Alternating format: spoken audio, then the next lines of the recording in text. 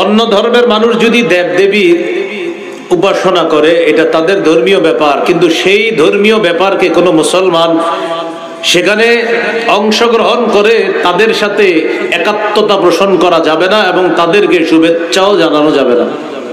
ঠিক।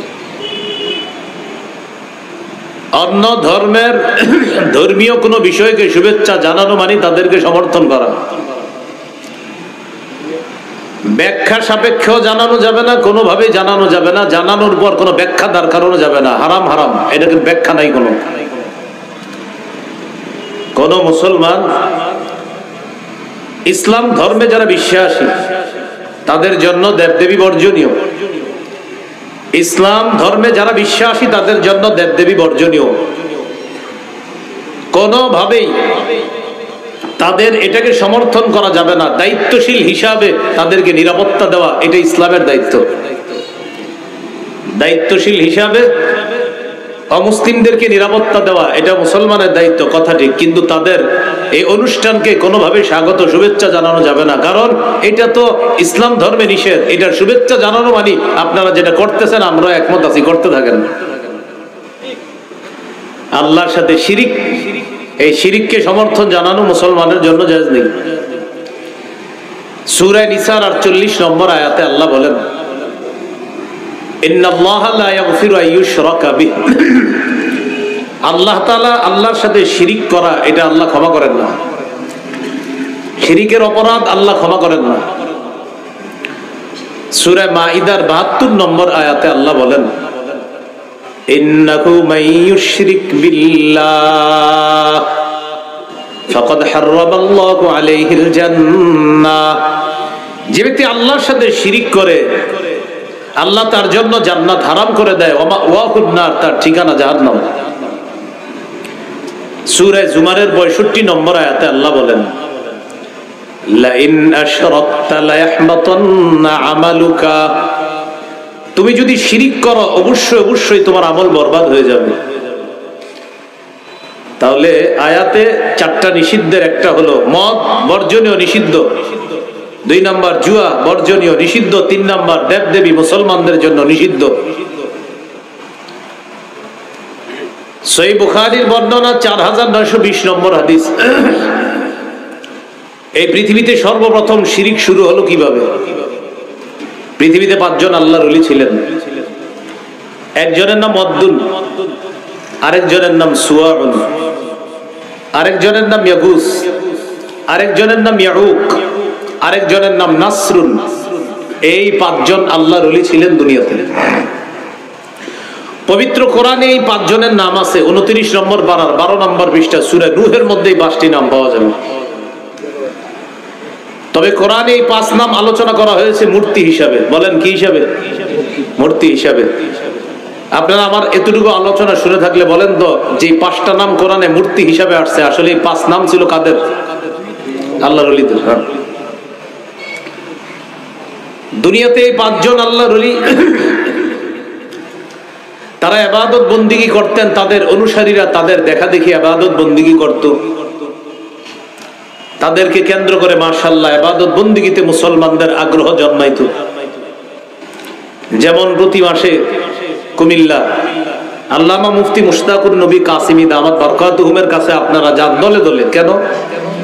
সেখানে গেলে নতুন নতুন অনেক তথ্য জানেন, কথা জানেন, জানার পর ইবাদতে নতুন করে আবার আগ্রহ তৈরি হয়, আবার নতুন করে স্বাদ পাওয়া যায়। বিগত 1 মাস চার্জ নষ্ট হয়ে যায়, পরে 1 মাস পরে আবার গিয়ে সেখানে চার্জ দিয়ে আসেন। কেন? যে সেখানে গেলে এমন কিছু কথা পাওয়া যায় যে কথায় ইবাদতের স্বাদ তৈরি হয়, আগ্রহ তৈরি হয়, ইবাদতের মজা কিভাবে তৈরি হয় এই কথাগুলো জানা যায়।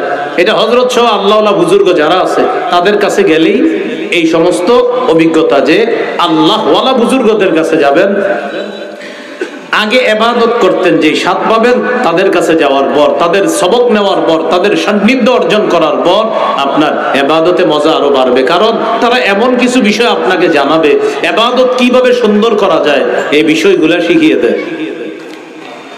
তাহলে এই 5 আল্লাহর ওলির অনুসারী ছিল। 5 আল্লাহর ওলি মারা গেছে, ওয়াদ্দুন মারা গেছে, সুয়াউন মারা গেছে, ইয়াগুস মারা গেছে, ইয়াউক মারা গেছে, নাসরুন মারা গেছে। 5 আল্লাহর ওলি মারা যাওয়ার পর তাদের অনুসারী যারা আছে তারা ইবাদতে আগের মতো মজা পায় না। ইবলিস তাদের সামনে মানুষের রূপ ধারণ করে আসছে। মানুষের রূপ ধারণ করে এসে ইবলিস তাদেরকে বলল, তোমাদের মন খারাপ কেন? তারা জবাব দিল, আল্লাহর ওলিরা যখন দুনিয়াতে ছিল ইবাদতে মজা পাইতাম, তাদের সবক নিয়ে ইবাদত সুন্দরভাবে করতে পারতাম, এখন আর আগের মতো মজা পাই না। ইবলিস তাদেরকে বলল, আমি তোমাদেরকে একটা বুদ্ধি দিতে পারি ইবাদতে মজা পাওয়ার। কি বুদ্ধি? আনিনসিবু ইলা মাজালিসিহিমুল্লাতী কানু ইয়াজলিসুনা আলাইহা আমসাবা। এই 5 আল্লাহর ওলি দুনিয়াতে যেখানে যেখানে বসতো, তাদের বৈঠকখানায় তাদের 5টা প্রতিমূর্তি তোমরা বসায় দাও। কয়টা কিভাবে পারবো? ইবলিস তাদেরকে বলল, আমি ব্যবস্থা করে দিতেছি, টেনশন করো না। ইবলিস তখন এই 5 আল্লাহর ওলির 5টা প্রতিমূর্তি তৈরি করে দিছে। এই 5টা প্রতিমূর্তি দেখতে ওই 5 জন আল্লাহর ওলির মতো। অনুসারীদেরকে বলল, তোমরা তাদের বৈঠকখানায় এক একজনকে বসায় দাও। ওয়াদ্দুন নামক আল্লাহর ওলি যেখানে ইবাদত করতেন সেখানে তার প্রতিমূর্তিটা বসায় দাও। সুয়াউন নামক আল্লাহর ওলি যেখানে ইবাদত করত তার প্রতিমূর্তি বসায় দাও। ইয়াগুস, ইয়াউক, নাসরুন এই আল্লাহর ওলিরা যে যেখানে ইবাদত করত তাদের ওই বৈঠকখানায় প্রতিমূর্তিটা বসায় দাও। তাহলে এবার আপনারা আলোচনা শুনে থাকলে বলেন, 5 আল্লাহর ওলির যেখানে ইবাদত করত তাদের বৈঠকখানায় কি স্থাপন করা হলো? মাশাআল্লাহ। মূর্তি স্থাপন করার পর অনুসারীরা ইবাদত আবার মজা পায়, আল্লাহর ইবাদতই করে মজা পায়। কেন? এই যে আমাদের আল্লাহর ওলিরা আছে মাশাআল্লাহ, তারা না থাকলেও তাদের প্রতিমূর্তি আছে, কিন্তু তখনও মূর্তির ইবাদত করে না, আল্লাহরই ইবাদত করে, কিন্তু মজা পায়। কেন? এই যে ওলিরা এরকম। হাত্তা ইদা হালাকা উলাইকা ওয়া তানাসসাখাল ইলম। এই জেনারেশন যখন বিদায় নিল, পরবর্তী জেনারেশন যখন আসলো, আসার পর তারা তাদের বাপদাদাদের মতো ইবাদত অত মন দিয়ে করে না। ইবলিস তাদের কাছে আসলো, আসার পর বলল, কি ব্যাপার, তোমরা তো ইবাদতে মনোযোগী না। তারা বলল, আমাদের বাপ দাদা যারা ছিল তারা আল্লাহর ওলিদের সান্নিধ্যে থেকে ইবাদত বন্দেগী করত, এই জন্য তাদের ইবাদতে তেমন ভুল ত্রুটি হইতো না। এখন তো ওলিরা নাই, তাই ইবাদত আমরা আগের মতো করতে পারতেছি না। ইবলিস তাদেরকে বলল, এই যে 5টা প্রতিমূর্তি দেখো, তাদের সামনে যদি সেজদা দাও তাহলে ইবাদতে ফুল মজাটা পাইবে। পৃথিবীতে সর্বপ্রথম মূর্তি পূজা শুরু হলো। এর আগে দুনিয়াতে মূর্তি পূজা ছিল না। এইভাবে দুনিয়াতে মূর্তি পূজা শুরু হলো। আপনারা এতটুকু আলোচনা শুনে থাকলে বলেন তো, মূর্তি পূজার সূচনা হলো খারাপ মানুষদেরকে কেন্দ্র করে না আল্লাহর ওলিদেরকে? আল্লাহর ওলিদেরকে। তাহলে কি শিখলাম? 5 জন আল্লাহর ওলি অনুসারীদের আবেগকে কাজে লাগিয়ে ইবলিস তাদের মাধ্যমে মূর্তি পূজার সূচনা করলো।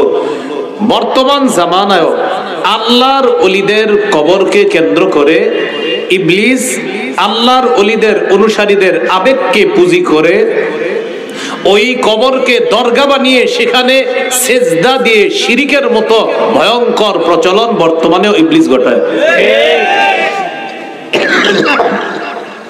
তাহলে বলেন তো, মূর্তি পূজা এটার সূচনা হলো কিভাবে? আল্লাহর ওলিদেরকে কেন্দ্র করে। বর্তমানে যারা আল্লাহর ওলিদের কবর মাজারে গিয়ে সেজদা দেয়, সেখানেও আপনি দেখবেন আবেগকে কাজে লাগায়, সেজদা দিয়ে এটার নাম দিবে তাজিমি সেজদা। আমি কিন্তু বলছি না কেউ দেন, এই কথা তারাই গায়ে নিবে যারা কবরকে সেজদা করে। আর কবর সেজদা করা শিরিক, হারাম। এটা আল্লাহর সাথে শিরিক করা হয়, তার সবকিছু বরবাদ হয়ে যাবে। যদি এই অবস্থায় মারা যায়, তার ঠিকানা জাহান্নাম, কোনো সন্দেহ নেই। তাহলে আমরা আলোচনার এতটুকু বুঝতে পারলাম, এই জামানায় শিরকি কর্মকাণ্ডগুলো হয় ওলিদের আবেগকে কেন্দ্র করে। আমরা আল্লাহর ওলিদেরকে ভালোবাসি, মহব্বত করি, এটা ইবলিস ভালো করে জানে। কিন্তু আমাদের এই মহব্বত, আমাদের এই আবেগ যেন শিরিক পর্যন্ত পৌঁছায় না দেয়, আল্লাহ আমাদেরকে হেফাজত করেন। তাহলে আল্লাহর ওলি মহব্বত করি, আল্লাহর ওলির কবর জিয়ারত করব, কোনো সমস্যা নাই, কিন্তু আল্লাহর ওলির যে মহব্বত করি এই আবেগ যেন ইবলিস আমাদেরকে শিরিক পর্যন্ত না পৌঁছায়।